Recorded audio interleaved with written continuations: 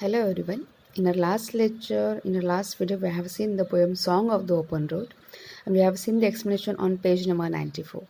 So now we will proceed on further on page number 95. आपण आपल्या मागल्या व्हिडिओमध्ये बघितलेलं होतं सॉन्ग ऑफ द ओपन रोडचं एक्सप्लेनेशन जे होतं पेज नंबर 94वर and where the poet explains about his thought about just going ahead in his life and he just want to travel, he just want to wander from one place to another place. यात आपण असं बघितलेलं होतं की हा जो poet आहे sir Walt विटमॅन हे असं म्हणतात की we don't want to stay at home. आपल्याला फक्त घरी राहायची गरज नाही तर आपल्याला हे जग फिरायचं आहे because man is born for liberty. कारण माणसाचा जन्म झाला आहे स्वातंत्र्यासाठी and he supports the democracy. इथे सर वॉल्ट विटमॅन डेमोक्रेसीला सपोर्ट करतात. आणि त्या पेज नंबर 94च्या एक्सप्लेनेशनमध्ये आपण बघितलेलं होतं की hair the poet says he had just taken a step ahead and he just without any burden he had just started his journey. आणि तो इथे म्हणतो की माझा प्रवास सुरू केलेला आहे, यामध्ये माझ्या मनावर कुठलंही बर्डन नाही, कुठलंही टेन्शन नाही आणि हे जग माझ्यासाठी फ्री आहे आणि हेल्दी आहे हे जग. आणि तो असं म्हणतो की I do not expect anything from my fortune, from my fate. तो म्हणतो की माझ्या नशिबाकडनं मला काहीच अपेक्षा नाही आहे, कारण तो म्हणतो की मला माहिती आहे की मी स्वतः एक कॉन्फिडंट पर्सन आहे. And that's why he says की तो म्हणतो की I don't have any complaints, I don't want to be in some quarrelsome mood. तो असं म्हणतो की जे काही कंप्लेंट्स आहेत, जे काही क्युरियस आहेत, जे काही बुकिश नॉलेज आहे हे मला नको आहे. I just want to explore the world. तो असं म्हणतो की मला वर्ल्ड एक्सप्लोर करायचं आहे. आणि तो असं म्हणतो की हे जे ओपन रोड आहे त्या ओपन रोडवर मी आता माझी जर्नी स्टार्ट केलेली आहे. I have set my journey on this open road with free mind, with healthy mind, with having the physically and mentally strongness. आता आपण बघूया एक्सप्लेनेशन पेज नंबर 95चं. I do not want the constellations any nearer. I know they are very well where they are. Now the poet says, I do not want the constellations any nearer. It means the poet says that he does not want to bring the stars on the earth.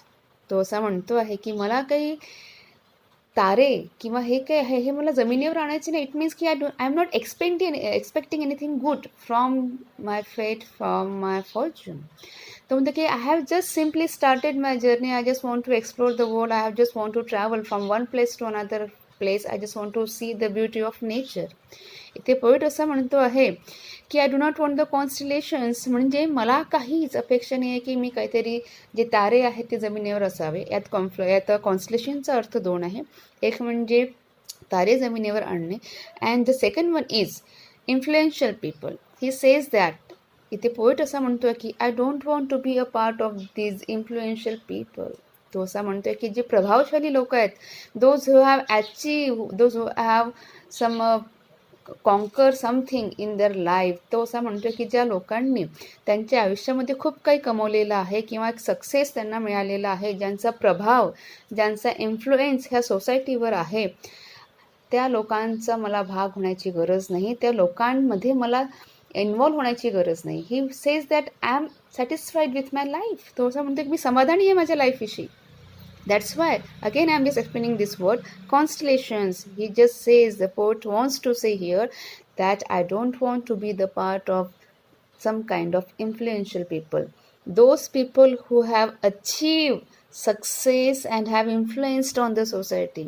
असे लोक ज्यांनी success मिळालेला आहे, ज्यांना यश मिळालेलं आहे, ज्यांना यश प्राप्त झालेलं आहे आणि अशा प्रभावशाली लोकांचा प्रभाव ह्या समाजावर आहे, ह्या समाजातील लोकांवर आहे. तर पोएट असा म्हणतो आहे की मला त्या लोकांचा भाग होण्याची गरज नाही. I don't want to be the part of these kinds of constellation people, जे माझ्या जवळपास आपल्याला दिसतात की आपल्याला समाजामध्ये दिसतात.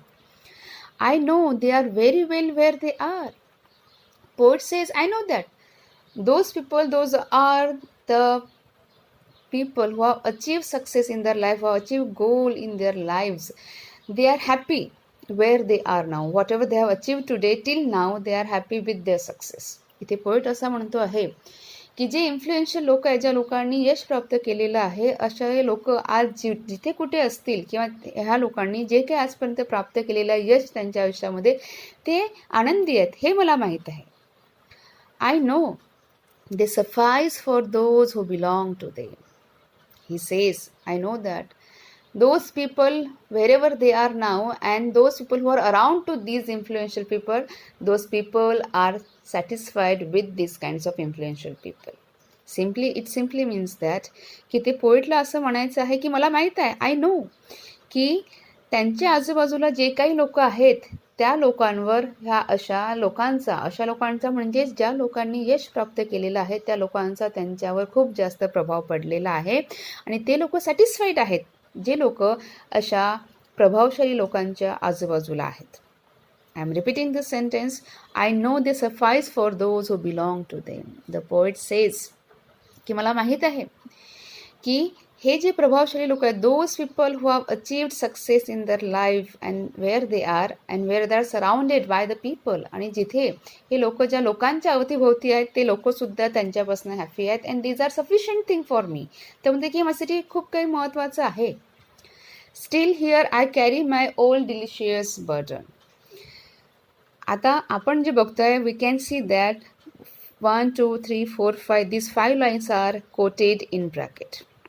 हे ज्या 5 ओळी आहेत त्या ब्रॅकेटमध्ये दिलेल्या आहेत. कुठे ना कुठे पोएट इथे मेटॅफॉर हे फिगर ऑफ स्पीच यूज करत आहे आणि इथे ह्या 5 ओळींमध्ये आपल्याला दिसतं आहे the tenderness of the poets heart, the kindness of the poets heart.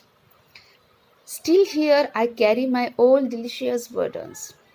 The poet says, yes, I have started my journey. I have taken step ahead to wander from one place to another place because I am just kind of a vagabond person.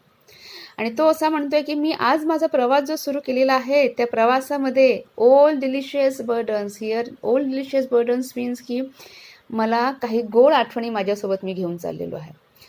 The moment I have spent with my loved one. जे क्षण मी माझ्या आवडत्या लोकांसोबत spend केलेले आहेत भूतकाळामध्ये, जे लोक माझ्या अवतीभोवती होते, ज्या लोकांना मी आवडायचो किंवा मला जे लोक आवडायचे त्या लोकांच्या आठवणी आजही माझ्या मनामध्ये आहे आणि ते बर्डन नाही आहे. These are the sweet memories that have still now in my mind. I carry them, men and women, I carry them with me wherever I go.